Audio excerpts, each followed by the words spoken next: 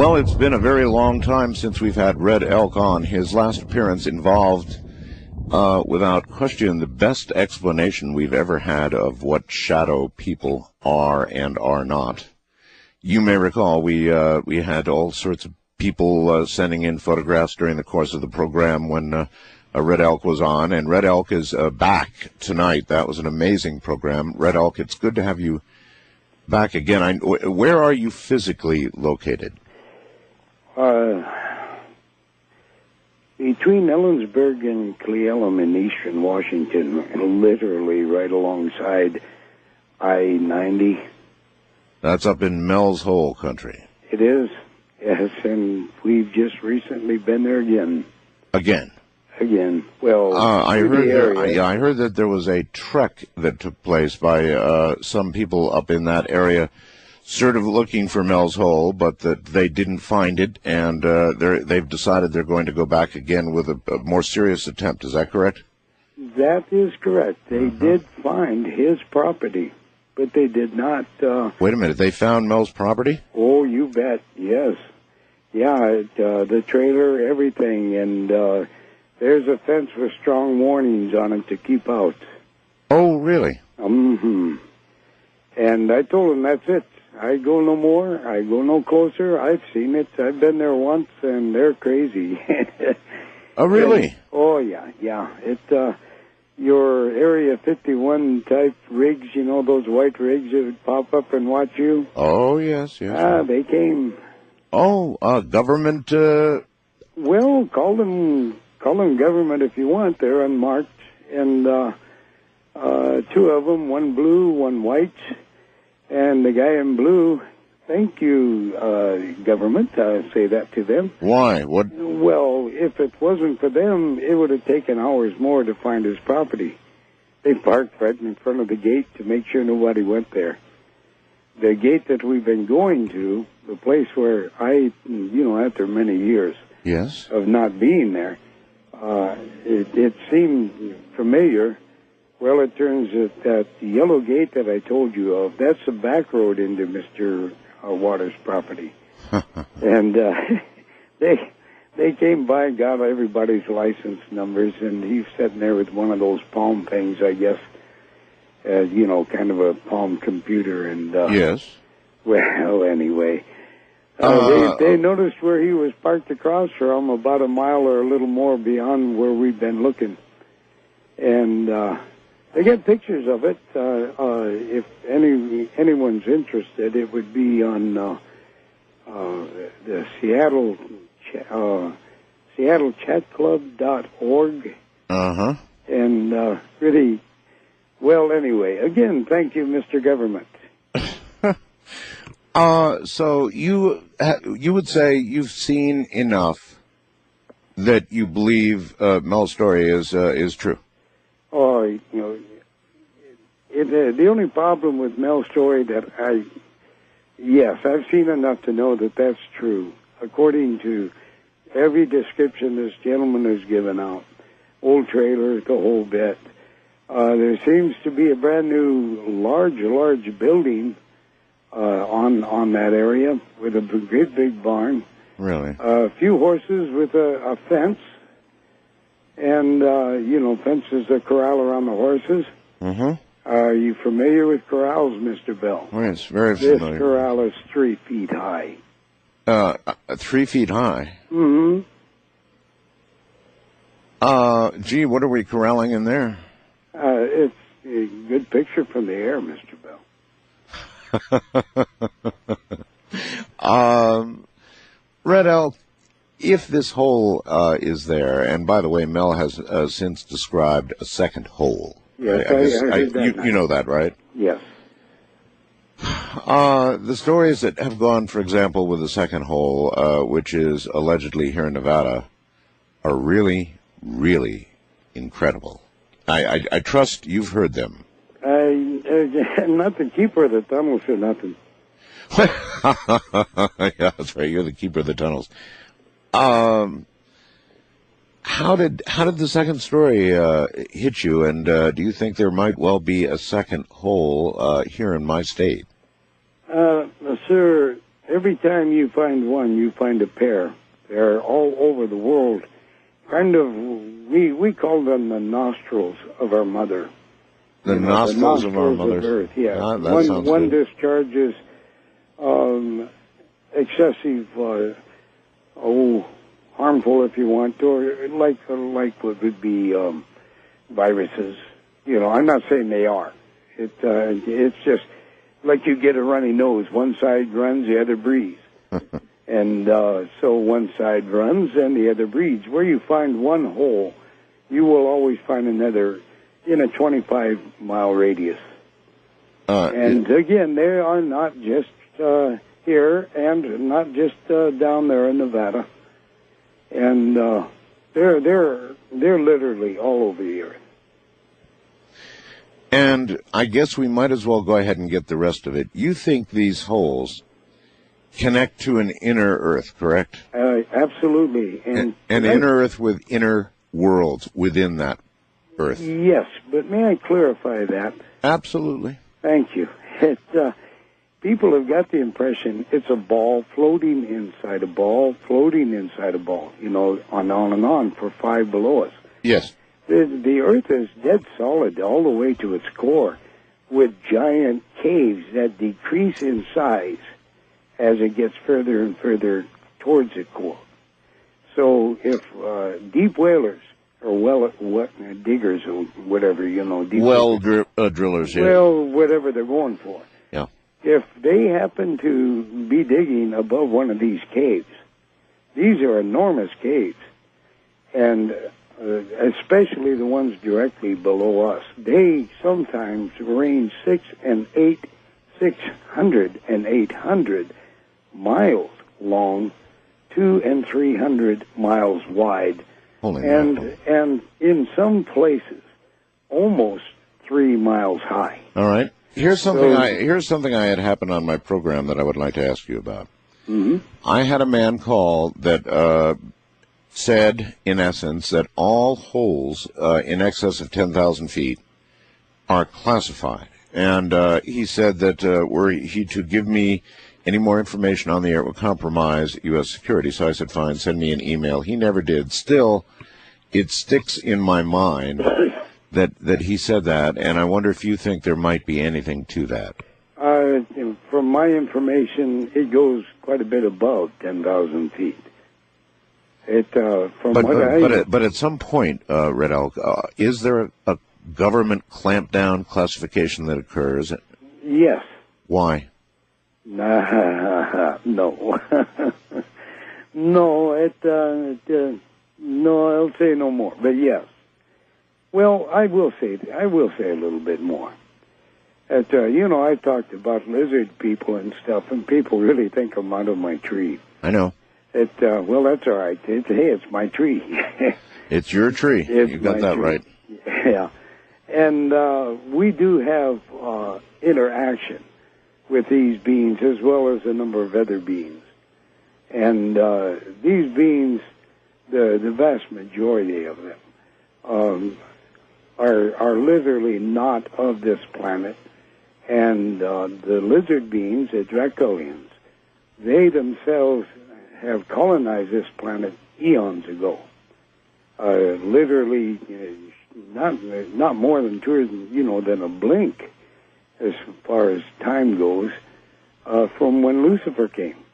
So they are colonized now from 3 of their own planets. And to them, this is home. It's just like you white people, America's your home. You colonized it. And to the Indians, it's our home. We took it from you, right? Isn't that the way it went? Sort of, kind of, yeah. Sort of, kind of? Sort of, kind of. At least sort of, kind of. So, I guess most people, they want to know about what's below us. They want to know about these creatures that are not really human, that we can't call human. The origins of these creatures, I mean, have they always been beneath our Earth? No. They came shortly after Lucifer went in. Well, that's a long time. That's a long time. Lucifer's been down there for a while now, I think. And if you really want to know their workings, which is, first off, allow me to say they are humans. They just don't look human. Humans are people that have souls, all right? And all humans, no matter what planet they come from, no matter what they look like, are humans of their planet or soul bearers. And so they're human. They're our brothers and sisters, just as you would be considered a brother or sister of each other because we look like two-leggeds. So we have some sort of loose relationship to them? Very loose, yes, but it's going to get pretty strong here shortly. It's already getting extremely strong. It's just they don't run around and show their face to the general public, but it will not be that way long. So there's about to be a connection between those below and those above. Oh yes, and others. Perhaps you would like to describe how that will occur. In other words, what will happen? Hold. Pretty interesting stuff. I cannot tell you how because I do not know how. I just know it is to be. The interaction is going on every day. When you say soon, then? Well, soon, within 25 years, well within 25 years. Okay, well, that's still a while. Yeah, but I go from different times, so yes, it would be quite a while, I guess, to we two-leggeds of this earth. You understand, of course, that the average, person, when they think about what you're talking about, that is the beginning of interaction with lizard people here on the surface, or I don't know, maybe we'd go to them. Either way, that kind of interaction would be really frightening. Well, again, the frightening part is the fact that we are interacting every day through shapeshifters and half-breeds, and you're not aware of it. And so far, the only way that I can nail one down, really nail one down, is having a photograph of that person. And especially in the shape-shifting end of it, a half-breed. Okay, exactly what would you look for? Well, if you had a photograph... if I have a photograph, it looks like somebody cut out a cardboard cutting like they do in the movie houses showing Burt Reynolds or God knows who, and they stick it there in the auditorium. But only a photograph reveals that. By percentage of those photographs that you get to see, and those people you see casually or not so casually, how many do you see? I've only seen one in photo, and that's because I don't run around with a camera taking pictures of crowds. Uh-huh. It just happens to be one of the half-breeds that I deal with, and this guy's was doing pretty good, but he changed without being aware that he's changed. I wasn't aware. What do you mean was? You laid a past tense in there on me. Well, he, in his normal two-legged walk upon this earth, he's a half-breed.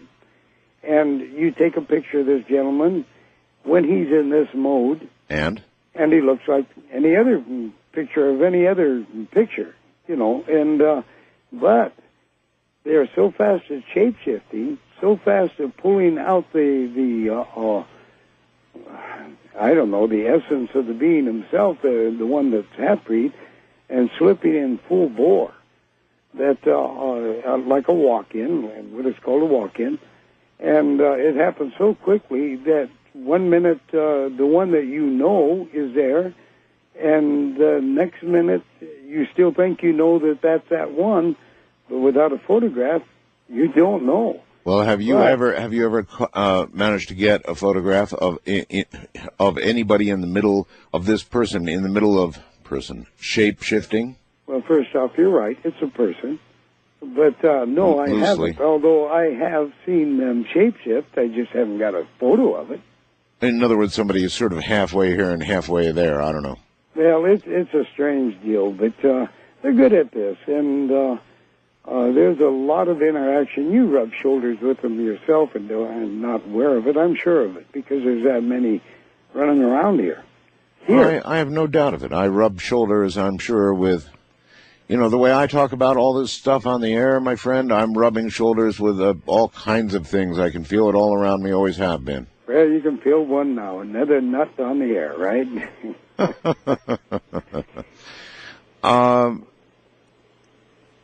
You described some awfully big areas underneath the earth. Yes. Would there be a tactical advantage, for our military? A spiritual advantage? What advantages would there be for us to get down into these areas and make contact? Well, like the long walkers that I spoke of before, the advantage is escaping the width effect that is going to go on very soon, and that's started, not too long ago in the first place. Everything, the Earth will flip or roll if you want. It will be in a jerk, mind you, stage over a 10-month period. And Sweden will end up being the South Pole, and if you have a globe, put your finger where Sweden is, put it above the South Pole. And you're saying that's where the North Pole is going? That is right. Yeah, well, that's quite a flip. Red Elk, hold on, we're at the bottom of the hour. Truly an entire world out there that most don't understand. Many who listen to this program have sort of a hint, but basically there's an entire world out there that's a separate world from the one that we understand and think we revolve in proficiently.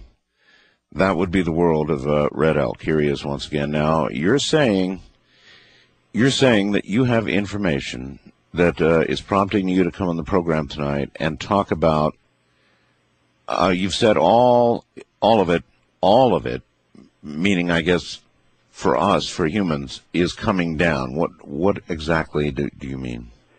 Well, the Creator has got everything right on time. Oh. Everything is planned. Everything is working into His hands. Everything. People are worried about your weather shifts, your changes, and so on and so forth. There's quite a bit to worry about in that area, Red Elk. We just had 84-mile-an-hour winds scream across the desert Monday, and there's destruction all over the place. The weather is really turning on us, but you say that's but only the beginning, eh? Oh, yes. To me, I believe everything started in 1996. It could have been earlier, or it could have been later, but that's where I put it. And it's just going to get worse, but understand it can be changed. It's only the greatest probability. All right, let's nail down what it is you're talking about. Well, all right. One word, Armageddon. Armageddon? Yes. The end of the world? Oh, no. The end of civilization. The world won't end for another, somewhere until around the year 4000.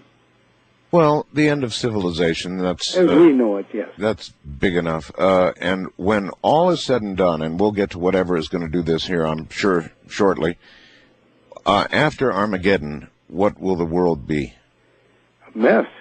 And it'll take 30 or 40 years for those who survive it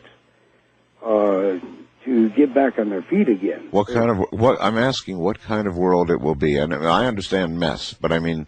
Well, you'll be lucky to find 2.5 miles of highway that isn't broken up. That'd be a mess, all right. Almost every tree, animal, plant, and water will be gone or poisoned.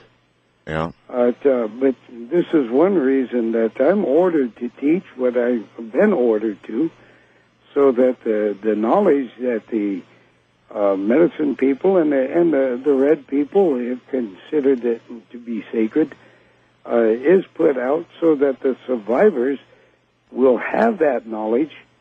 By learning now, it will pass through. Some people will remember. Do you understand that a lot of people wouldn't want to live in a world like that? They'd rather not be alive in the world you're describing? I do, and I also understand people. Too many people, they talk the talk, but when it comes to death, they sit there and fight it left and right. And you're going to have those that are going to fight it and make it through. Would it be a world that you would want to survive in? Yes. It gives you the opportunity to start. You might even be at home in that world. Me? Yep, you.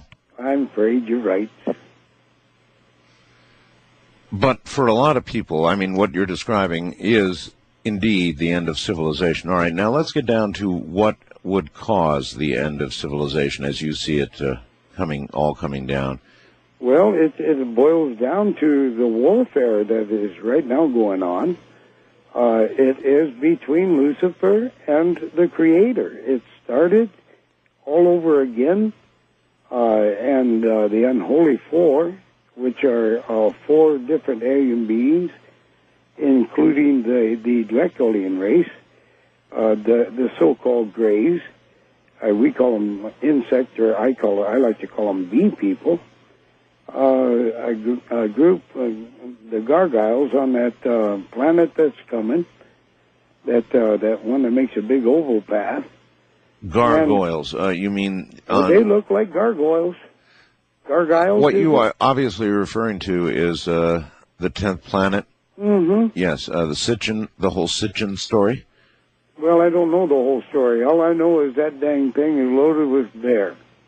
And with gargoyles. Well, I mean gargoyles when I say bear. Yeah, they're the worst things in our solar system. They're just unbelievable. Let me run up and hug a lizard compared to those son of a guns. So the lizards are really almost as bad as a gargoyle. Oh, really? I thought you were going to say they're nothing compared to the gargoyles. But comparing the two, I'd rather hug a lizard. You'd rather hug a lizard? Yeah.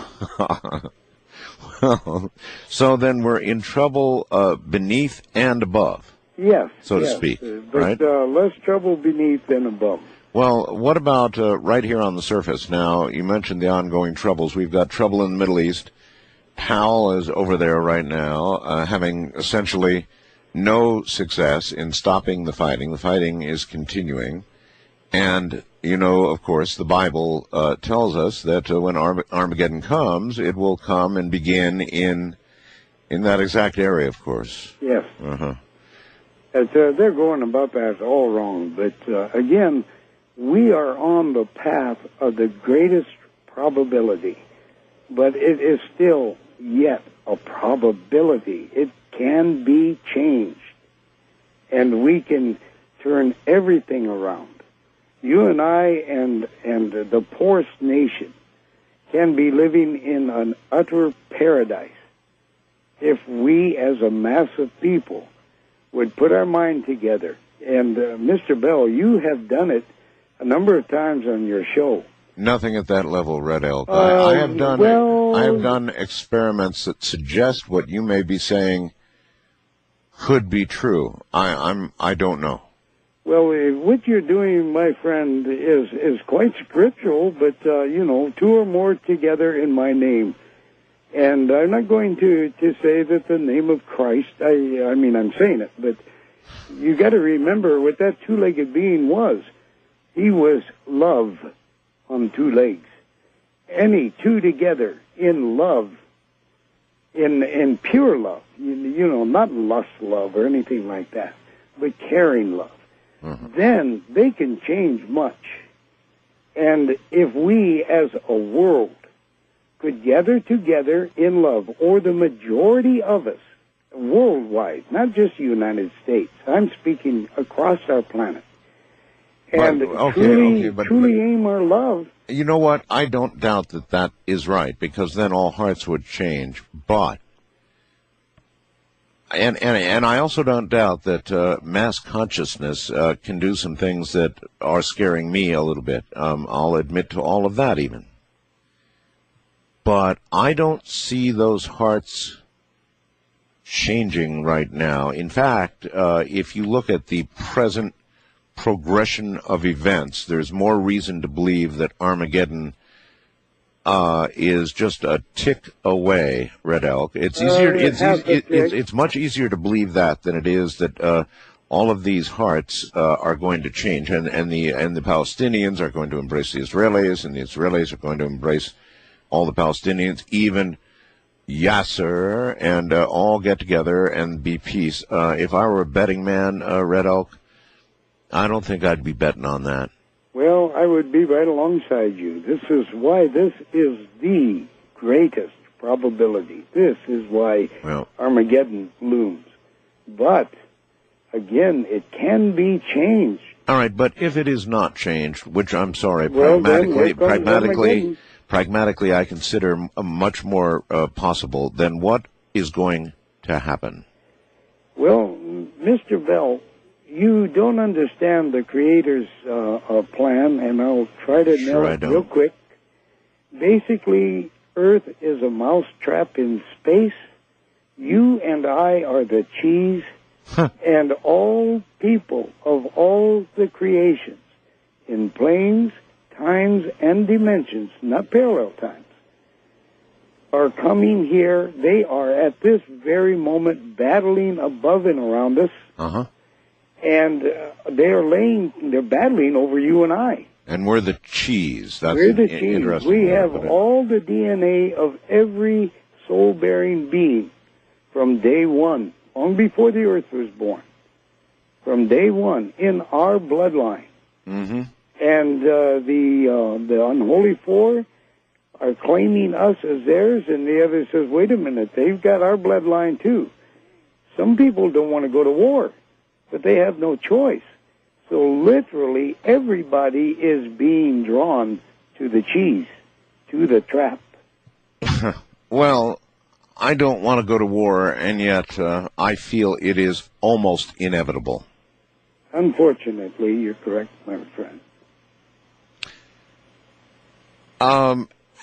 Just out of curiosity, without intervention, without change, Red Elk, how close do you suppose we are? How much time is left if it goes all the wrong way? If it goes all the wrong way, that's right. Again, I am overstretching because I'm shown things, I'm told things, but I'm never given the time frame ever. And I really, and I know this deep within my heart. I know, way above knowing, I know that I'm correct, that we are within the time frame of within 25 years. Within it. 25 years. That's not very long, and that doesn't give people with children a lot of hope.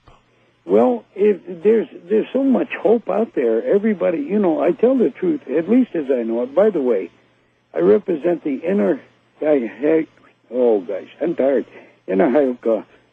Society. I do not represent any American Indian tribe or nation at all. This is my society that I belong to.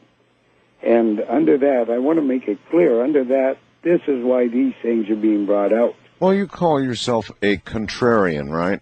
Well, I think you called me that. Well, I read. Yes. Well, I just read your introduction here.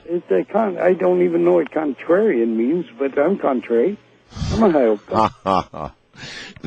You don't know what a contrarian is. One who is totally opposite to the status quo. One who. Well, okay, we call that just contrary. It's that extra one. You got a contrary nature, huh? Oh Lord, yes. Uh-huh.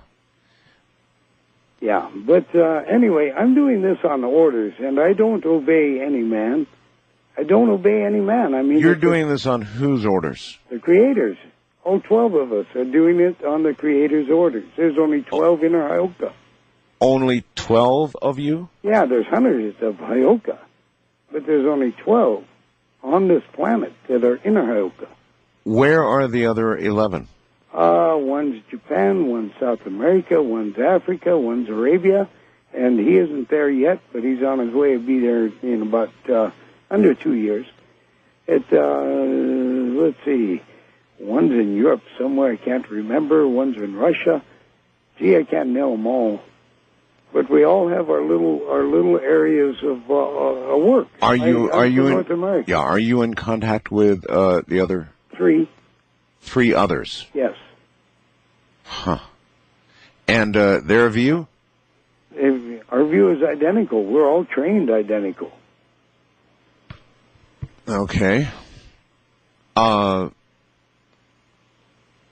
I suppose the inevitability of this appears now even greater.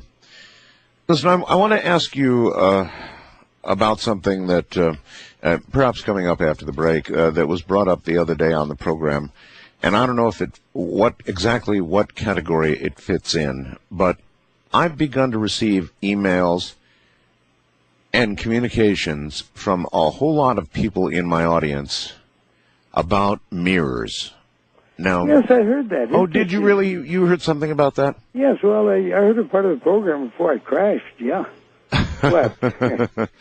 I'm going to read you a particularly interesting email. I've got hundreds of them now. It's one of those things that got brought up on the program, and apparently there's something about a mirror that gives one. I don't know what it does. I really just don't know. I'll read you the story and let you see what you think. But do you know mirrors to have?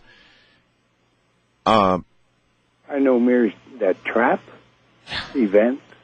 Trap events? Yes. Well, that's very interesting. Trap events. Yes. I know walls that trap events. Mountains, valleys that trap events. Not ghosts, just the past caught on film in a strange way. Yeah, actually, there's science to back you up. I'm told that one day when we know how to do it, we will be able to actually extract memory from things like Windows, that you could actually download the memory of that window. Mr. Bell, a surprise to you. The medicine people do know how to do it. Really? Well, sir, with the Creator in all things, and with the ability to intune yourself to the Creator, you can talk to a mirror. You can talk to a road and say, where did the killer go? And the road's connected to another road and another road. Huh. And you can trace it like a bloodhound. So you can actually converse with these things. Well, sure. Even the great one, the pale one, the two-legged love on two legs. He said the rocks could shout. He talked to a tree. It responded. You betcha. You betcha. And I can guarantee there's a lot of people that come to me. I take them on a tree trip. And afterwards, I take them outside, and the vast majority speak with trees. And it shakes them up. One, the last time, spoke with a stone. With a rock? A big one, yeah. It literally became a face and spoke to him, and he came in. He came in, well, yeah, he sure, that was an experience for that guy. Now... You can even meditate sitting in front of a toilet seat. Can you imagine that? Well, there are some things. There are some things perhaps better not imagine. For safety here, let's get back to the rock part. What did the rock say to this person? I don't know. It was all on film. Not the people went out at my orders after this little exercise I teach, and all of them went out. One had so many things chatting, he couldn't decide which one was chatting at him, so he got a lot of nothing in the long run, but I knew one would be speaking to a rock. I had no idea who. A lot of people, really, and I'm certainly included in that group, trust me, would want to know what a rock has to say, or even... Actually, sir, you and I, the human race, are far dumber than a rock. Oh, a bag of rocks, huh? Just one. We're dumber than a rock. In what sense? Well, first off, you got to recall the rock, no matter its size. It breeds. Yes, really? Well, yes, really. It rocks and rolls and becomes smaller and smaller and becomes sand and then mixes with organic material and becomes mud and dirt. And then along comes a volcano and it grows up again and it starts the whole process again. And there, ladies and gentlemen, is the life of a rock, which is no doubt where we have derived the expression, life is a rock. Right, I can't leave this rock thing for a moment. I do have something on mirrors, but I really, you know, of course, that when you begin talking about this kind of thing, even though theoretical physicists are now beginning to say that things have memory and that memory one day will be retrieved, I mean, that's right at the very edge of our theoretical physics in hard science right now, Red Elk. But here you are saying... Because they are white and they're just starting to learn. Because they're white and just starting to learn, huh? Yeah. You wouldn't think that a rock as a whole would have a lot to contribute. Now, some rocks perhaps more than others, depending on where they've been and what they've been doing, I guess. But I'm serious. What could be derived? What information, if you could communicate in some manner with a rock, could you possibly get? You speak as if I don't. If I could. No, I do. And I'm sorry, I don't... To do. I don't mean to sound doubtful. I'm trying to ask an honest question here. All right, here's one instance. I was working on a construction site. I'd been ordered they had made a ditch, and I'd been ordered to dig out this rock.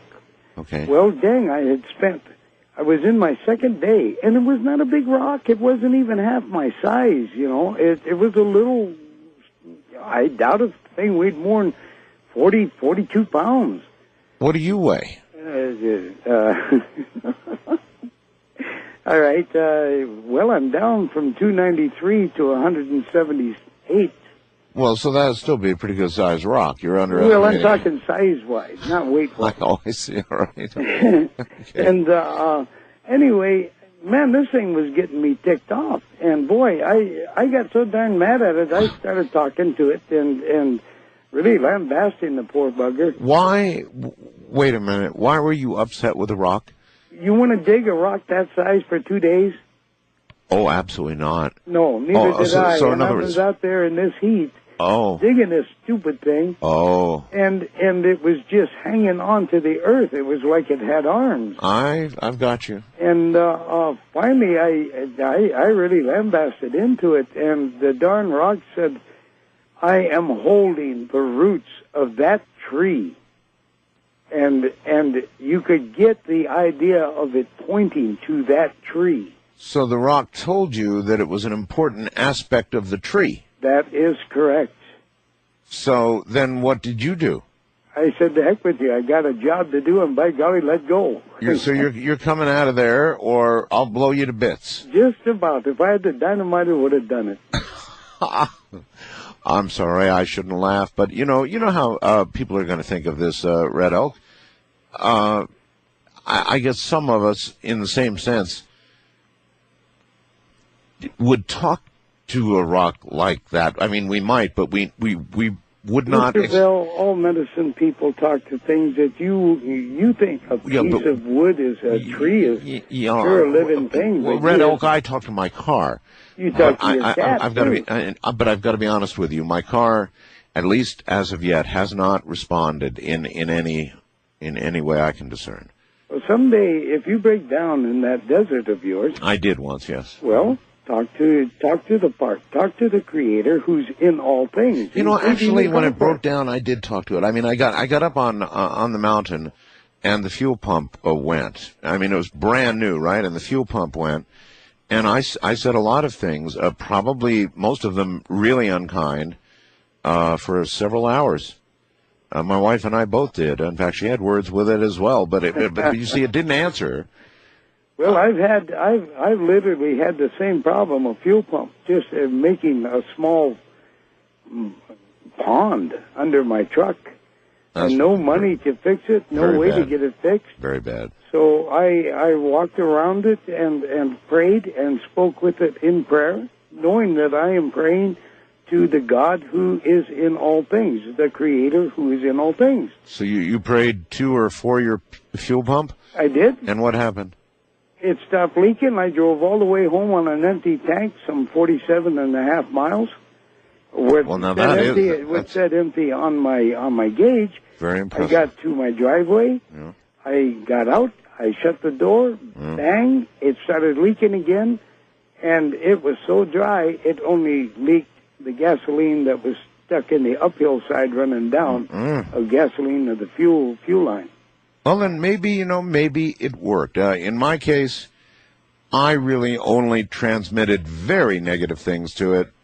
Increasingly negative, actually, as the hours wore on, and into finally this guy with this big flatbed thing comes along and hikes it up and takes us to a place where I said further unkind things about it, to other people, in fact.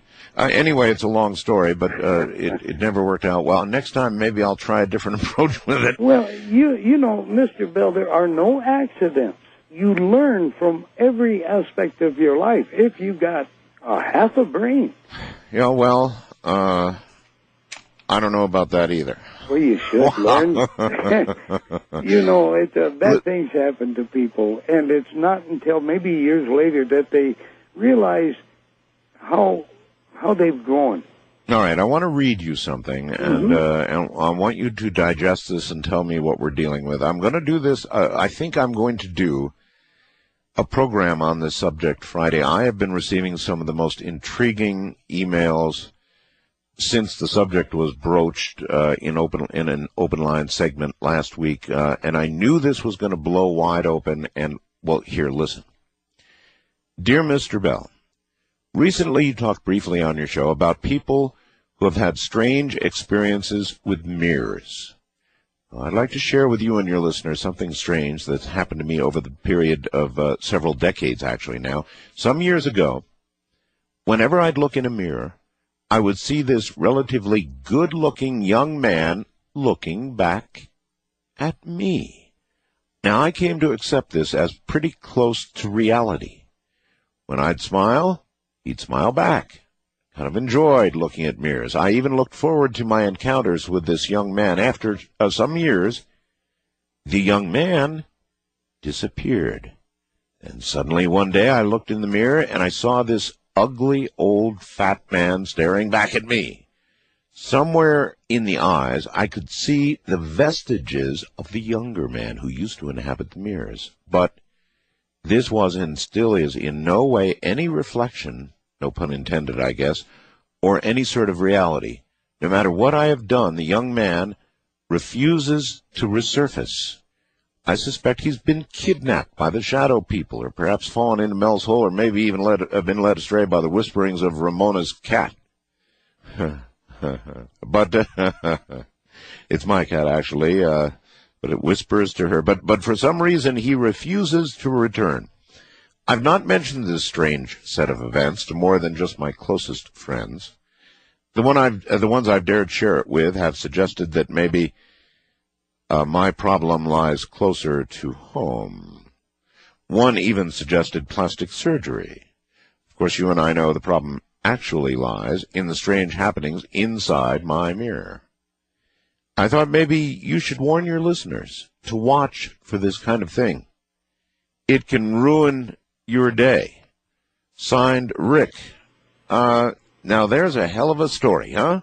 Yes, especially signed Rick. It sounded like some crazy old chick. No.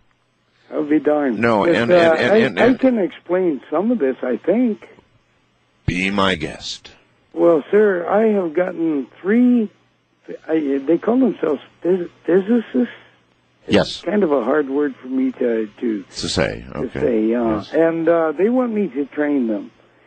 And I was talking to one, and we got on the now this will take just a bit, but we got on to talking about dimensions.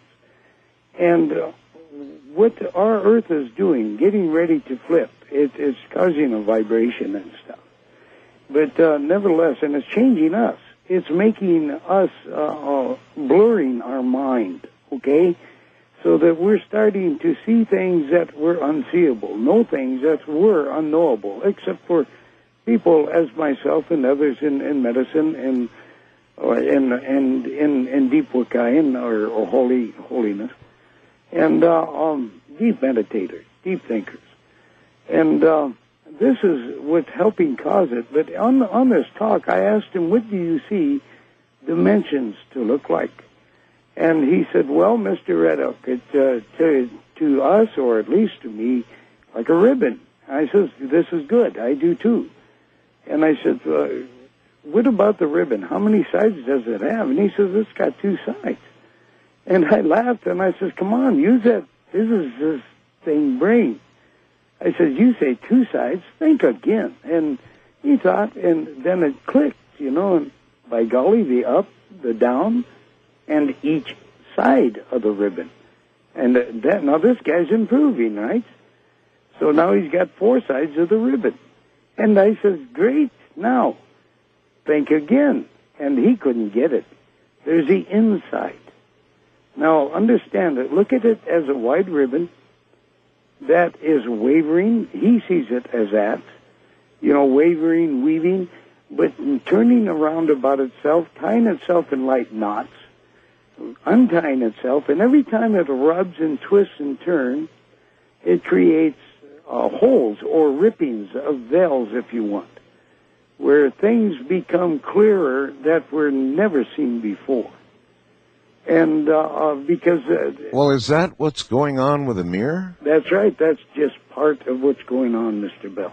Well, I am getting a ton of reports about some really strange stories in mirrors now. This, sir, is just you're just starting. You're within the iceberg, but still on the edge. There's so many things that are going to be happening that through this dimensional shift, through the mousetrap and the cheese, and all coming to it.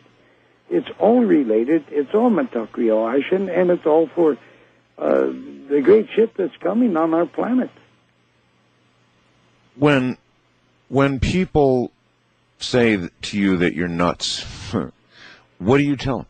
I just kind of, look at them in the eye and put my finger to my lips and go boo boo boo boo boo. That's well, I don't know if that's a big improvement. No, but you just let them continue with what you consider to be their delusion, right? Well, they have their opinion. I have my opinion. I know rocks can talk. I have been helped by rocks. I've talked to water, told not to drink. I am polluted. Go down the road on an unknown road. So in other words, you have had water warn you. Not just warn, but actually audibly speak. Direct you to a better source. Yes. Oh, no, wait a minute. You said audibly speak. Yes, now, audibly do you mean, in my head. Okay, that's what I was going to ask. Okay. In other words, it's not just the sound of the rushing water forming a voice saying... Yeah, right. Oh, all right. This is in your head. It actually appears to you. But I guarantee you know it's not your thoughts. Well, there's so much out there, Mr. I know this is out on the edge of all things that we could even remotely consider possible, but again, it doesn't really get in a giant dispute with current theoretical physics. And there are a lot of things we don't know, and it may well be that things can transmit information to human beings. I don't rule that out.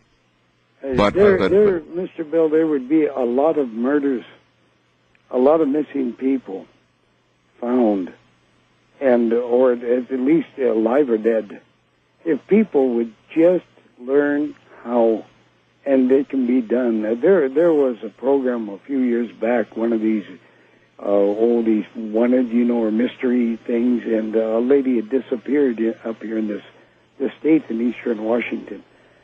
Her bones have called me for years. Her bones? Yes, she was murdered. I've seen how it happened. I saw how she was lured there. I saw where she was buried. I know where she's at.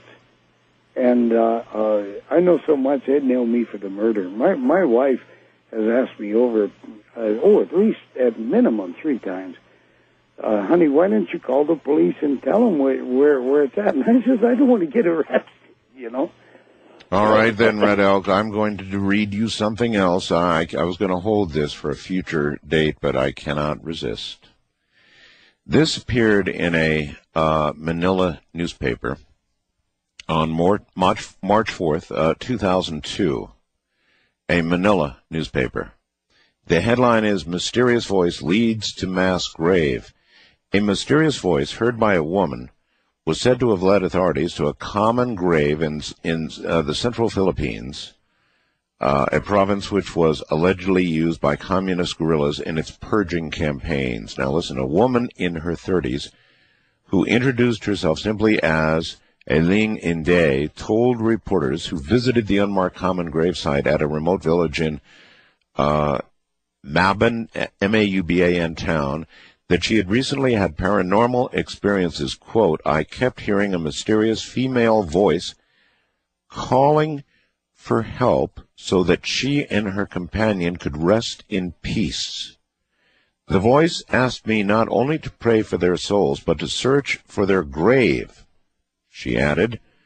She said she sought the help of the military, who sent soldiers, get this, sent soldiers to dig an area close to this woman's house in the San Miguel district. Colonel Efren Oban, task force commander, said they knew the area had been a communist rebel camp during the 1980s. Even though I suspected the grave was a mass burial site of the NPA, New People's Army, I was still surprised when we discovered the piles of human skeletons, he says. The remains of 5 people thus far have been dug up from the common grave. A separate pit contained belongings of what the military claimed were victims of communist executions. One of the skeletons was presumed to belong to a woman because of the pink stripes on the blouse that was there and that was still intact. It appeared they were executed hastily, and, in fact, they are just simply shocked at what this woman has led them to. But she says that a voice led her to lead the military to this mass grave. That's a story from Manila. Red Elk, that sounds an awful lot like what you were just talking about. Well, Mr. Bell, yes. Let me make a comment here. For all people that are listening, please. Christians, I myself am a Christ follower, a Christian. That's what the word means. But nevertheless, that's neither here nor there. But the world of Christians say that to talk to the dead is ungodly, unholy, and blah. That's right. On and on. That's right. They do. But I say you believe the Word of God. Oh, yes, 100%. Absolutely. And I tell them flat out, I look them in the eyes and I say, sir or ma'am, you are a liar. Because Christ said, follow me. And what are you going to do about this one that says, follow me, do what I do, learn what I learn, and he's up there on a mountaintop talking to 3 dead guys. Red Elk, on that note, hold it right there. That is my guest, Red Elk. And we are talking of all kinds of very strange things, which will continue if you'll stay right there. I'm Art Bell. Red Elk, you're back on the air again. Okay, let's wrap this little piece up. But I'm not off of the subject about your mirrors. Actually, we're right on it. We're weaving a story. And this woman who heard this voice, she's probably Catholic. Most of those over there are. The majority of Filipinos are Catholic, yes. Yeah, not all, but most. The majority, yes. To come forth with this, is scary to her. And I was mentioning, what are you going to do with our two-legged love, on our mountaintop with talking to 3 dead men? The fact is, And this goes to the whole thing. The fact is, we're not to call up the dead. If they show up, what are you going to do about it? You understand? Oh, yeah. Yes. The Christians have got it. Oh, they're burying themselves because of their stupidity. But don't I make friends? But nevertheless, the mirror and things like that, all of this, the voices, the mirrors. Why would a mirror? It's all this twisting and turning of the ribbon and the ripping of the veils and the vibration of the inner earth. Yes, but just out of curiosity, Red Elk, why would a mirror be a doorway to see or hear things that you cannot otherwise? What properties in a mirror? Beats me, Mr. Bell. All I know is these things happen, and they're going to get far, far more bizarre. There are going to be more and more of them, huh? I almost said bizarre. Bizarre? That's the word I'm looking for. Bizarre, it's no gonna, doubt. Yeah, on my website I speak of this. So, hey, get ready, folks. We're in for a change, and you can't help it. You're either going to turn like a green reed and bend with what's happening, or stand there with your back straight and bust off. There's a big change. We're in it. It's not coming. We're there. It's just getting stronger. Well, I do believe that. We're in the middle of a change, all right, and the weather appears to be leading the way. Again, I go to what's going to happen after all of this change occurs, and what kind of world we're going to have, and what kind of people are going to be the ones that are going to make it from here to there. I take it it's going to be a relatively small percentage compared to the my 6... math is correct, sir, 10 million on this earth will be left. Yes, all right. Well, there are presently almost 6 billion people on the earth, if not by now more. So if you're talking about a few million, maybe 10 million people surviving, that's almost everybody dying. Mm-hmm. But of those who do make it, Red Elk, dire as this prediction is, what kind of people are most likely to make it? Sir, every race, every creed, every color, and a mixed mash from rich to the poorest. It is almost like throwing lots, and Snake Eyes comes up out of 400 dice at one time. So you're saying that there is no particular kind of spiritual person that's going to make it, and it's going to be a virtual Noah's Ark of a sample of almost everything on Earth. Yes, that's what I'm saying. Isn't and that only interesting? those that go through it and survive are those that the Creator has chosen. What will happen? You'll have 30 to 40 years of pure survival, deep survival, picking up a rock to hit another rock, to make a knife, not knowing how to nap it, into a sharp edge, but just busting rock against rock to cut. People in time a big city will be 16 mud huts like in Africa, made up of mud and what little vegetation they can find. But that means that everything we now know, our big cities, our industrial might, our military might, our infrastructure, you said roads would essentially be gone. You'd only find short portions of them. What is it, Red Elk, that could do this kind of incredible, unbelievable damage? The same thing, my brother, that took down the city of Atlantis 2, not 1, down there in the Bahamas. Number 1 is under ice in South Pole. The main Atlantis was an island country stretching all the way across, most underwater. It now or under ice, and it will be Earthship or.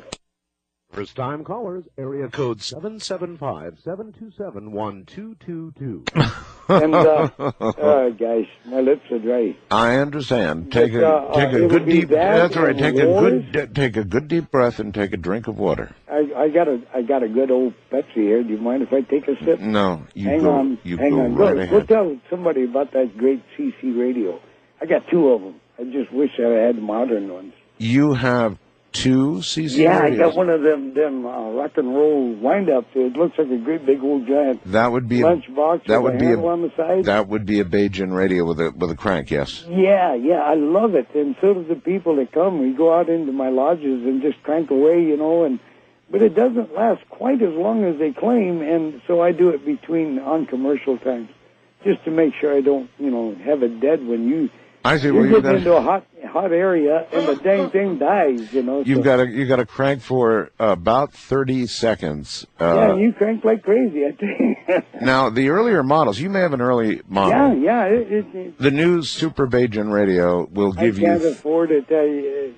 Once a year, my wife and I, when income tax comes in, we make an agreement on what we can buy and can't buy. And I got one of those a few years back, and then I got this one. Oh, a few years back. Oh, well, there you are. You've got one of the very old models then. Yeah, the newer models. I love one with that flashlight. Now, listen to me now. The newer models, with the LED light, will last, in fact, 35 minutes for 30 seconds of cranking. That's how far the technology has come since you bought yours. It works. I know. I know. You've obviously been using it for years, so that tells people how long they last. That's amazing. Yeah, and then I got one of those that bring in all stations, and I'm living in a little 8 by 26 foot camp trailer. That's home.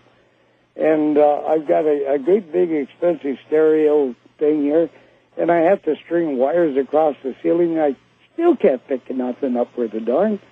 But I turn on that other one, and Lord Almighty, I'm a third of the way across the United States. Well, this is 2 days in a row I've had unsolicited testimonials from my guests. Well, you got another one. Yeah, I tell you might spend the loot, but it is worth every penny. There you go. All right. Red Elk, back, if you don't mind, to the inner earth. It's something people are really interested in. I have a question for you. If I have an opportunity to go to Mel's Hole, to go to this second hole here in my state, described by Mel, should I go, or would it be dangerous? Well, sir, it's only dangerous when the military owns it. And it's only dangerous if you happen to fall into it. Well, but short of all of that, I guess the military doesn't have this one yet. That's what I've heard, right? Give them time. But I did hear, as I'm sure you heard, about this weird hole down in Nevada. Well, yes, this thing that fell into the hole, the dog that fell into the hole, or went into the hole, and what came out of this animal. Well, first off, there's a magazine called Spectrum, SPECT. I think I've heard of it, yes. Yes. They interviewed me, and I fell asleep 3 times reading my own interview. And I did, but boy, am I a mouthy guy. What did they interview you about? But anyway, everything, these tunnels and everything. And I explained that. I explained how it cuts through very many parallel times, blowing out these strange coins. And if that dog did come out, why and how it managed to go through that from death to life. What Mr. Mills was talking about down in the new hole with this poor sheep, by the way, the sheep did die of a heart attack. That's right. Of a heart attack. Yes. The fear was so great it couldn't take it. And what that beastie little thing was, I asked the inner queen, what was that all about? And she told me a new name I'd never heard of called rock flyers. And they are a form of angels. Say the name again, please. Rock flyers. They literally live in stones, and they are a form of angels that she claims. Now, I'm only going by what she's told me. Are the totems or the angels of the fairies and gnomes and stuff, and literally the same totems that our Indian people carry. They come from inner earth. A totem is not a totem pole. We're speaking a totem or a protector. See, we didn't have the Jewish angels with wings and white looks. The Creator didn't leave anybody alone. He knew what we could accept. And anyway, what came, she said, what Mr. Waters had, and it's not his name, but anyway, what Mr. Waters said or happened was a strange being coming up. She said, this is extremely rare. It happens just a few times in many, many centuries. This being, this... but whatever it is, yes, but whatever this was, almost like the movie Alien, yes, emerged... But it was an angel, sir, that took the opportunity, a rock flyer angel, that took the opportunity to get up out of the inner earth, to face Mr. Waters, to heal him, and then jump back in, or dive back in, and become the rock flyer again. It literally took on the opportunity, and it came out strange, but, and she claimed this is extremely rare, and she could not emphasize that strong enough. But she's not crazy. But she believed it. Well, this is the inner queen. She better darn well know it.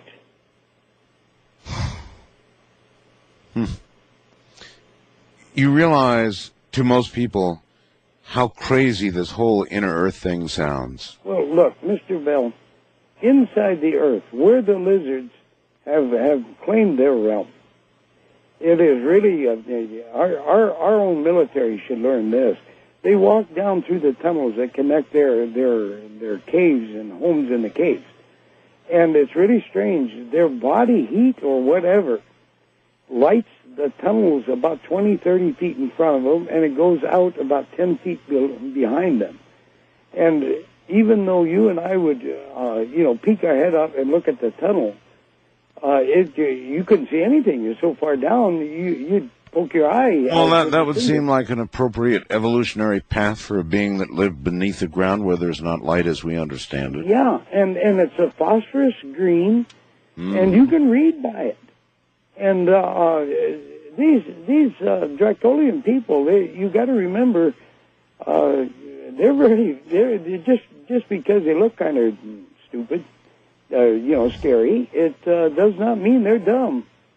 And by the way, they are the ones that have tremendous amount of reason for these inserts these people are having. That they're getting these little pieces of glass-like things that are put in ears and arms and whatnot. You're now referring to what we call implants, yes? Yeah, that's the word. Yeah. And you just don't realize what these people do. These inner beings, they walk around in these tunnels.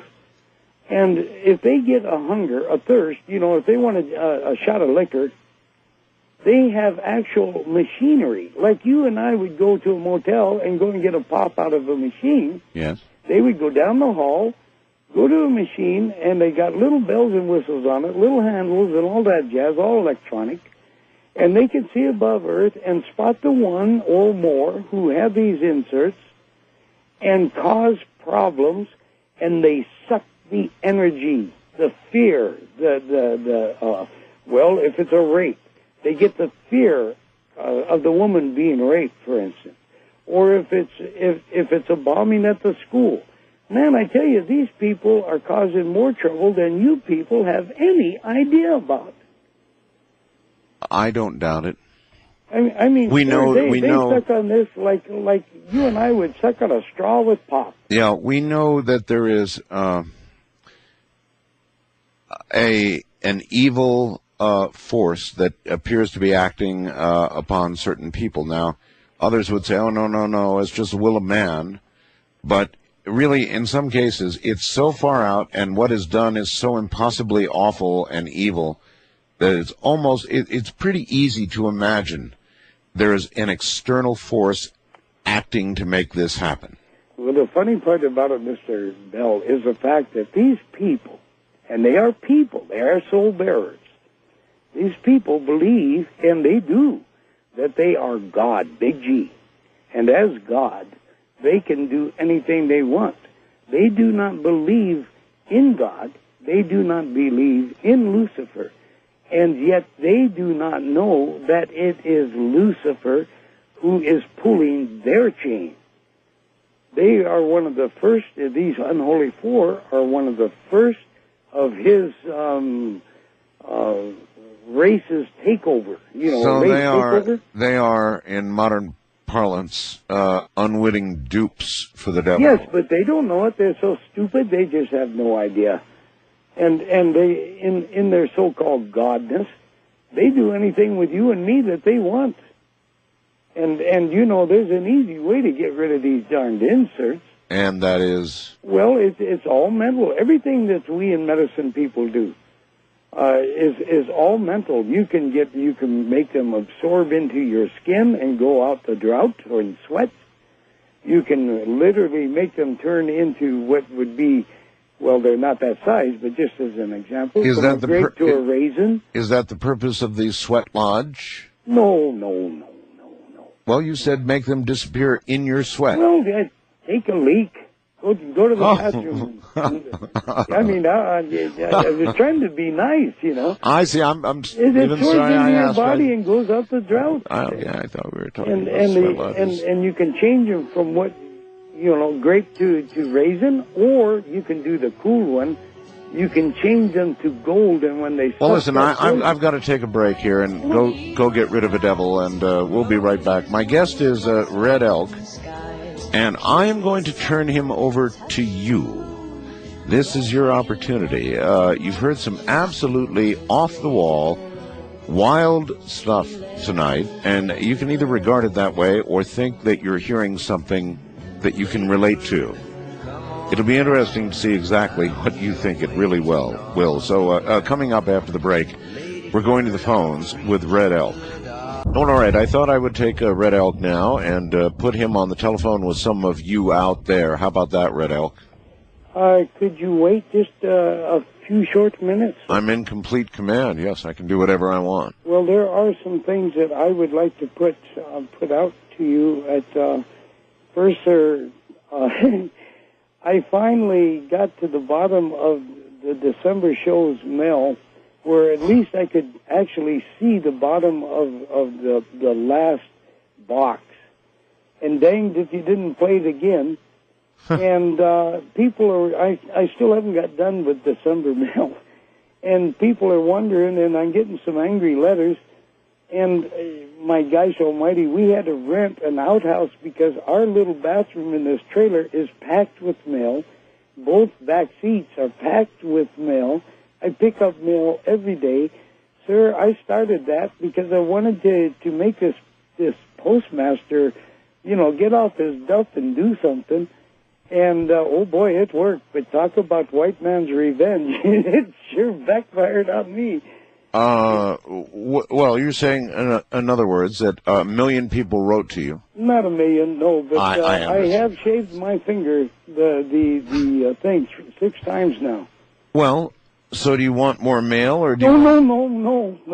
No, you don't. Gosh heavens, no. I got a website, and I'm getting it on the website now, and I'm trying to answer the mail on the website. I see. It's not letting me get to the mail there, and I've got prisoners, the Hyokas that are not Indians, that are looking for help, and I put them all aside so whenever I get a break, I can write one letter, hit my little button on this God-given computer, and Answer. send them every, all of them one time. So then do you want email? I don't want that either, but I do have a website, and what I want, sir, is I want my life back. You want your life back? Yeah, gee, I was an obscure nobody, and now I'm an unobscure nobody, so, well, gee. Well, But, a world of change here, and everybody thinks I'm making money hand over fist. Holy mackerel. well, I don't know how you're making money. Well, I started putting these lessons out on the website that people can buy it. I have written over 700 replies on how to levitate by hand. Yeah, I know By a lot the way, of... out of all of those, over 700, I counted them. I do have 2 people doing it. You have 2 people... Yes, but that's about average. Who You're after, only going to get about... Wait a minute. After your instructions, Red Elk, Yes, 2 sir. people that are successfully levitating yes, off the mother ground. and her young daughter. The daughter's real good at it. She'll get up and tell her mom, I'm going to go fly now, and take off.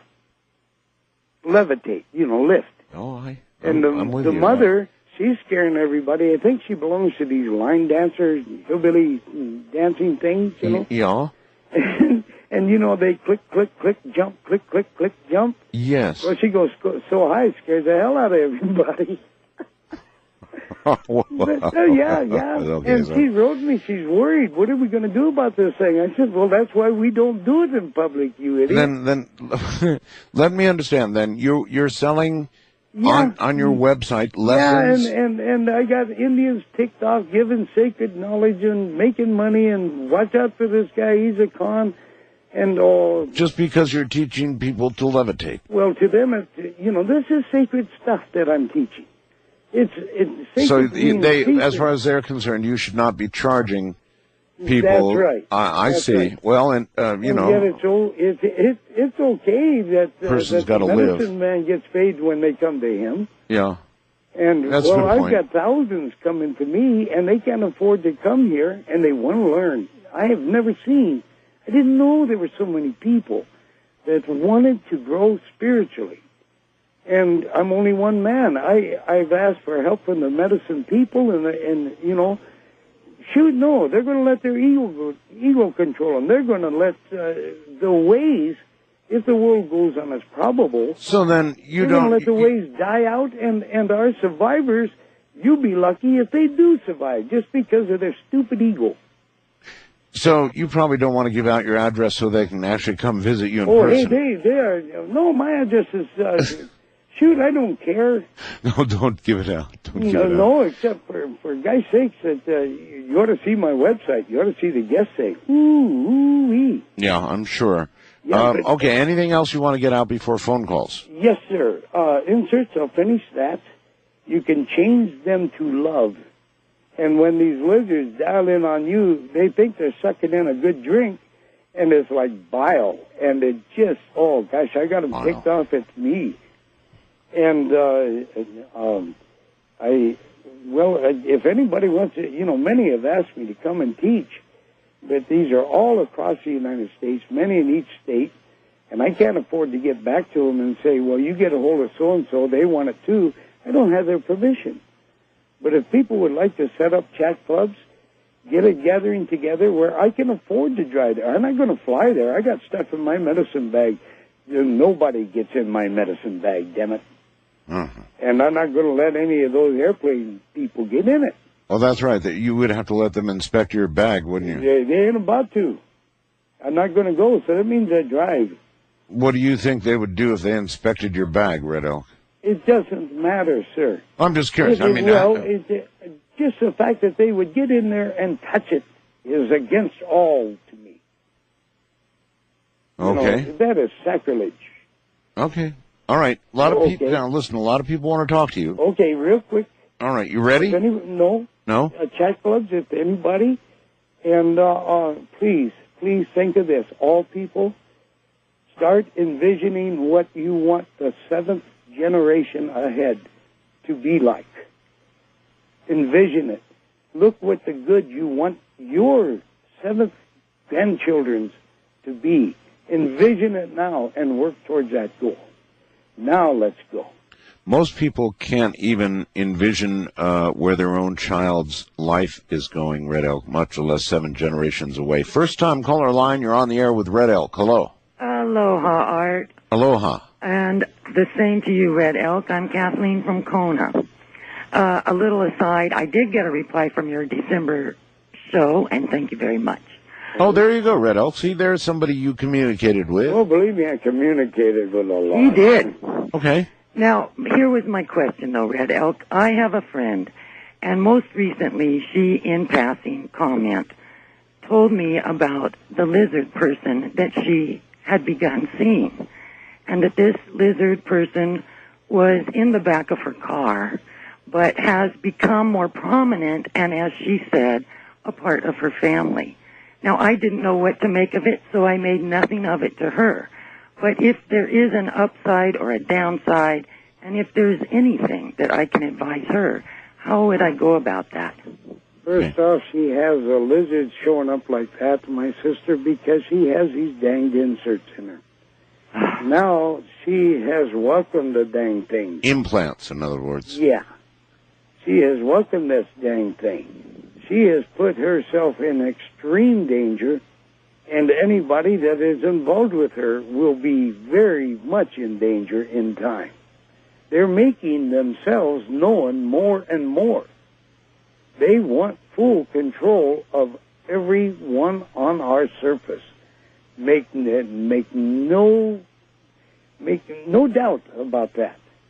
Were these implants, when you say she welcomed them, I mean, were they something that were put there without her knowledge? As a child. And probably, you ask her about missing time. Many times. The majority of these people, I would say 100%, that have missing time have these implants. Mm-hmm. Thank you, Mr. Bell. Is there anything I can do as her friend? Yes. What? What I told you. To pray. Pray is, honey, prayer works. All right, let's try this. Thank you, ma'am. Go ahead and give that a shot. In the meantime, Red Elk, I'll bet you know Pamela Stonebrook, don't you? Mm-hmm. Never heard of her. You never heard of her? No, sir. Okay, Pamela Stonebrook is somebody I initially interviewed some years ago, Red Elk. The one with the painted hair? Yes, Red Elk, the one with the painted hair, okay. Who's having an ongoing physical, sexual relationship with a lizard. Mm-hmm. And enjoying it, every minute of it. So she claims, yes. Uh-huh. I tell you, these things, they're horny. They're horny. Yeah. Well, that's what she said. Oh, is that right? Yes, it is. But with what you just said about the lizard people, it doesn't sound like, she's hooking up with the right kind of lizard. There is no right kind. Well, there you go. So you would say that she is doing a very, very dangerous thing. Yes, she sure is courting fire. And I'm not talking hail on her head. And she is, oh, geez. But then again, she's partly controlled. I'll bet you on it, Mr. Bell. Implants? I can look at a person and see the inserts and point and touch it and say, have you been hurting here? And, well, gee, yeah, for many years. It's a danged insert in implants. Implants, yes. All right. I see these things in people's bodies. I understand. Wildcard line, you're on the air with Red Elk. Yeah, I've got two questions I'd like to ask. About 3 years ago, I had a dream where the world was,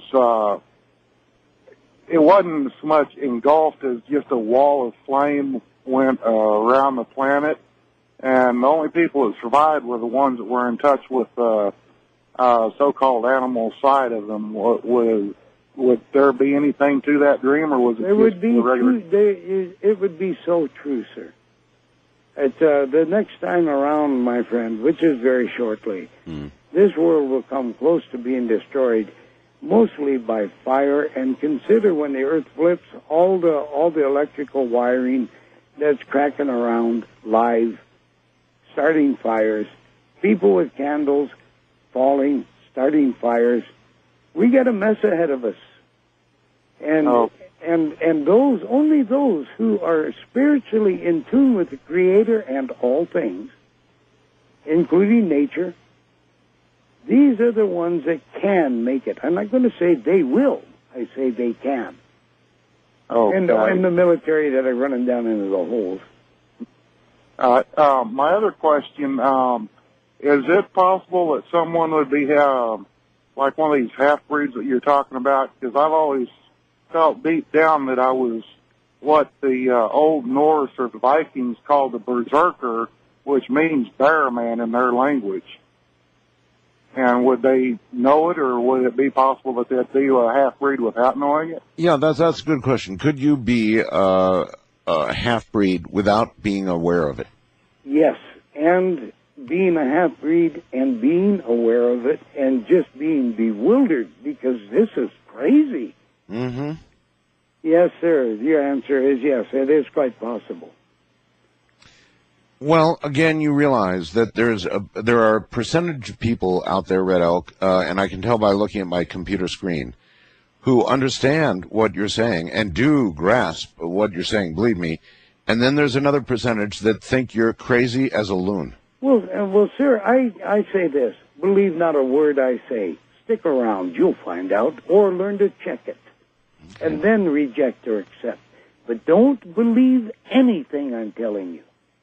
You make up your own mind. You're going to find out in the long run. East of the Rockies, you're on the air with Red Elk. Hello. Art? Yes.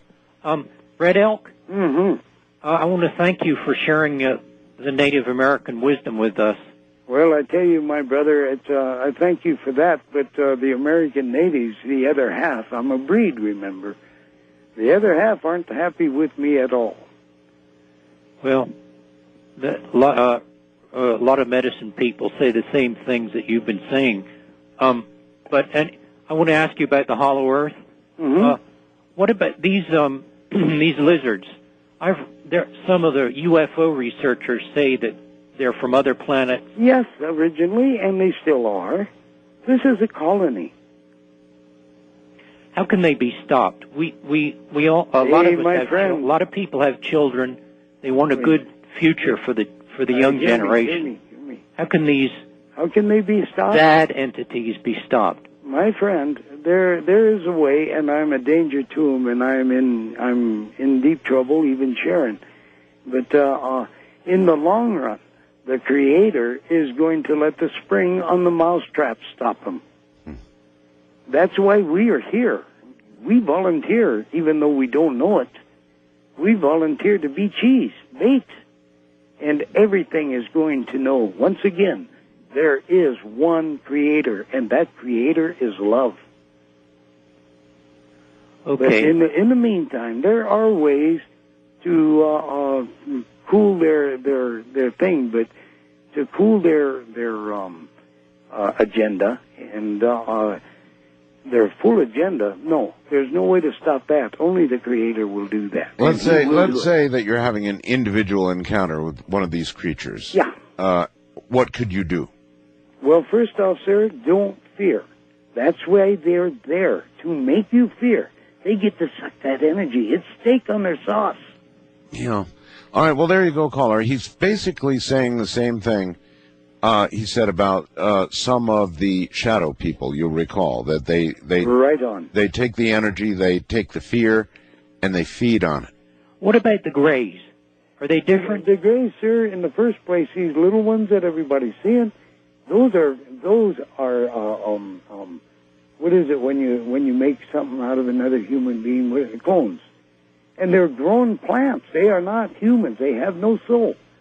They are literally made by the last of the true Greys, which look like them, are taller, lankier, much skinnier, bigger head. And they have no soul. These are created beings, created by... They're thinking plant beings, just as most of their crafts are made out of plants and can expand or extract. Come in little at 16 feet, go out big at 200, 250 feet, full of our ores. How do we awaken the news media and the respectable people about what's going on? Oh, I don't think you're going to do that. They're no more ready to accept a lot of what you've heard tonight than the man in the moon. 80% aren't ready to accept what I'm saying. They're listening. I'd say that would be even a conservative figure, 80%. Believe me, a lot of people are not going to be willing to buy into this, but I know that a lot of others are. And personally, I'm not sure exactly what to believe myself. I'm really not. We'll be right back. Once again, into the night with Red Elk. So, Red Elk, in terms of communication with you, what you would really like is for people to go to your website, right? Well, yes, and if they're going to write a note, keep it very short. If they're going to ask a question, please, I'm a one-finger typer. I'm really cramped in this trailer, and I'm left-handed, and I have to keep my hand to the side because there's no room to move. I've got stuff I'm sitting on about a little 2.5-foot area that's uncluttered, and my type, the type things there. But for those who are interested, I'm assuming you're going to ask me what it is. Well, I assume that your email is probably on your website, right? Oh, yes. But go ahead and give it. All right, my website is, the HTTP Right. thing, and then it's all small, all together, www.redelk, again, all small together, www.redelk.org. That's really easy. That's redelk.org, Yes, redelk.org. but people make a mistake and type in CALM. I know. Well, everything's calm, so I'm glad you're an org. Next time, if there ever is, sir, at your command, if there is a next time, I would like to literally take about 10 minutes, and people come on board with pen and pencil, or pencil and paper, and I will tell how to practice on-demand mental telepathy. We will break AT&T, and our government will not be able to trace masses of people's thoughts, and they won't be listening in. They just can't do it. They haven't got the manpower. And it's a matter of practice. All right. I would love to give that to the people. All right. Let's plan that for next time. Now, Yes. with reference to levitation, that is a particular interest of mine, Red Elk. You say you've taught a mother and daughter to levitate, right? Yes, sir. All right. What do you think the chance is that this mother and or daughter would be willing to talk to me? Well, I could ask them. Would you please? The chance, sir, is totally up to them. Would you please? I would do so. Okay, ask them. You know how to get in contact with me. I'm not sure. I wrote your phone number down, and hey, this trailer eats things, man. I don't know where it's at.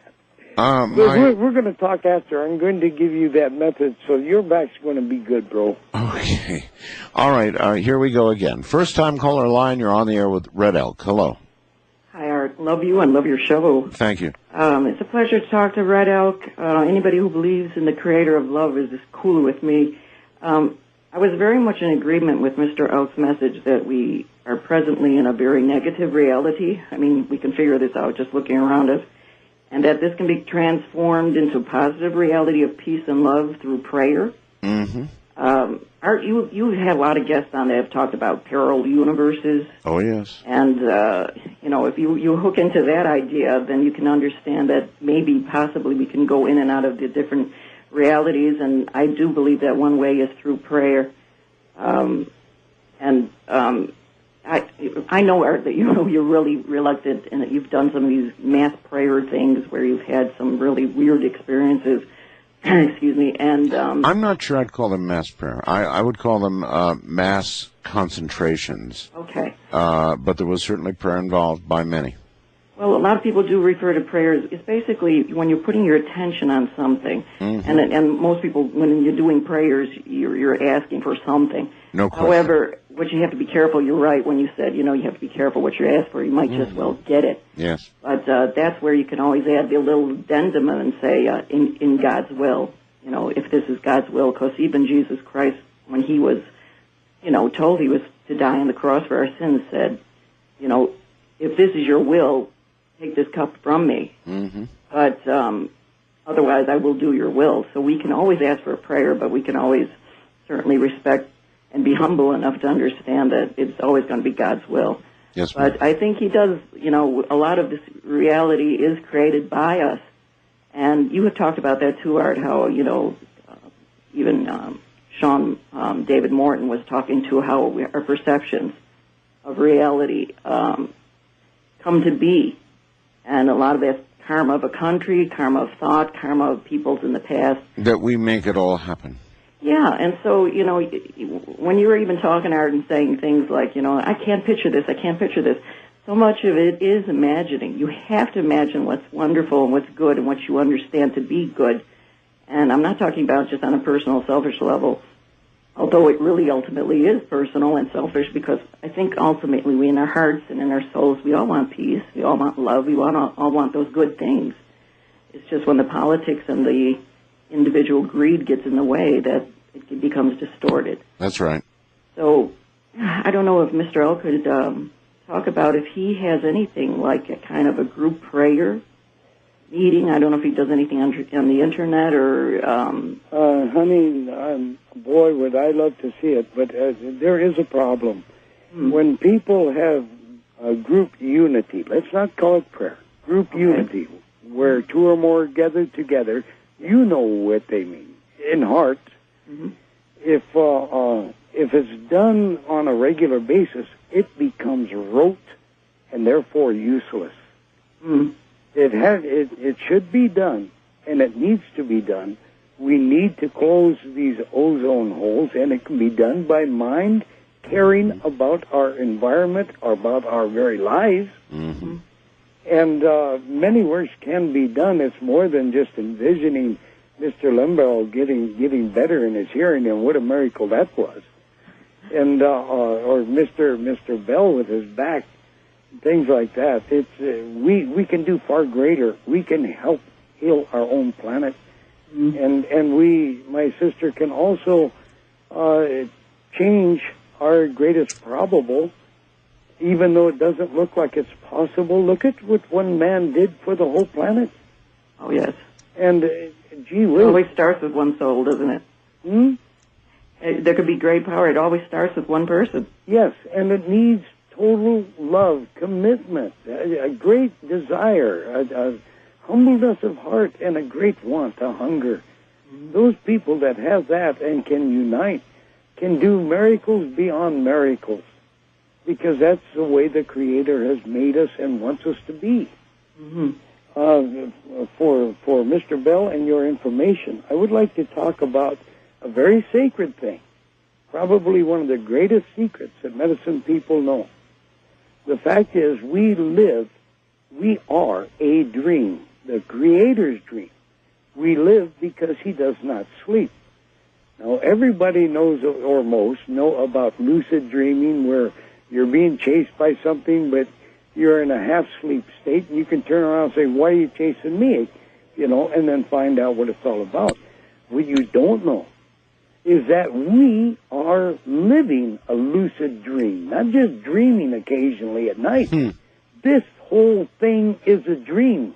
Row your boat. That's like that's kind of like The Matrix, the movie, The Matrix. I hear about that movie, and someday I'll rent that thing. You probably should rent it and watch it. It's that concept. Well, sir, we can work the dream. That's where we, in medicine, men and women, good and bad, sorcery or not, we work the dream. We can make things happen because we can work the dream. We know this life that you call reality is lucid dream.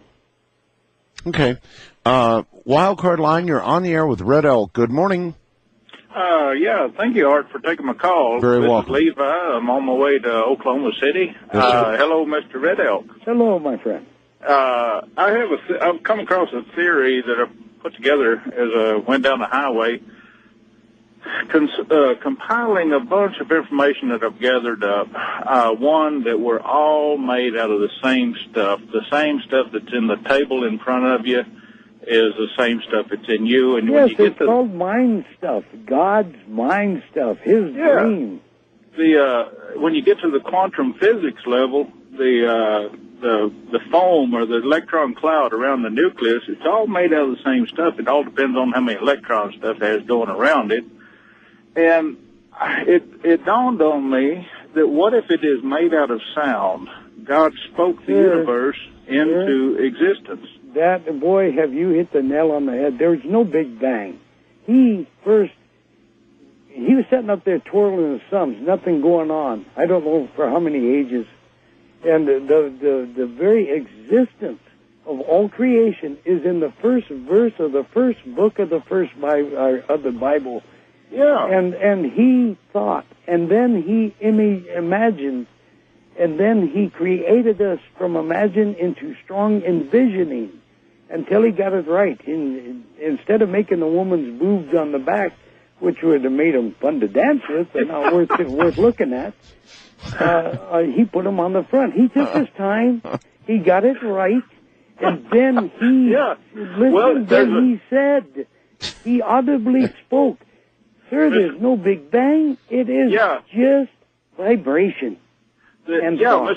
Mr. Red Elk, the other place I found that in the text was where, I don't know, Jesus and the disciples going off to this town. They said, make these people be quiet lest we get thrown in jail or get in trouble or Yeah, and something. the rock should shout. And he said, if I'd make these people be quiet, Father would make these stones rejoice. Well, that suggests that there's sound on the inside of those stones. And intelligence. Yeah, and intelligence. And you were speaking about, y'all were talking about talking to rocks earlier and having the rocks talk back. Mm-hmm. Well, a lot of us talk to, whenever like Art was mad at his car, or half of the communication, you talk to something, but the other half is listening to what it has to say. Now, Lord, can I inject here? Sir, Yes, sir. when your wife and you head off for the trip, she thinks, oh my gosh, did I leave food for the dog? Did I water the plants? And, well, let's go back, and you run back, and lo and behold, the dog's got no food. Yep. The plants need watering. And they say, thank God, I remembered that. No, sir. They were called by the plants and by the dog saying, you've forgotten us. Right. There was something the last caller touched on in imagination, and you touched on it earlier in the conversation. And the imagination is there's a very powerful law tucked away in, it's right at the Tower of Babel over there. God said, now nothing that they have imagined will be restrained from them. And It says, ye are as little g, gods. We cannot be God, but we can be godly. We cannot be Satan, but we can be satanic. We cannot be Christ, but we can be Christ-like. And if you had the faith of a mustard seed, you can move a mountain. yeah. And we in medicine do this. We have learned to work the dream. I would really like to learn from you. I want to look around on the website when I get time to find out how to get in touch. Hey, I'm raising all kinds of. I'm getting as controversial as Mr. Bell. Yeah, this man is really something, isn't he, caller? Yeah, he is really good. There's a lot of truth in what he has to say. I appreciate your call, sir. Thank you. Very careful, friend. Take care. East of the Rockies, you're on the air with Red Elk. Hello. Marcus from Kansas City. Yes, sir. Hey, it's a pleasure to be on tonight. The more I listen to you, I have to thank you, sir, Mr. Elk, for speaking the word to us tonight, and I love you for that, the scriptures. And I'd like to ask you a question concerning the Christ, the Lord.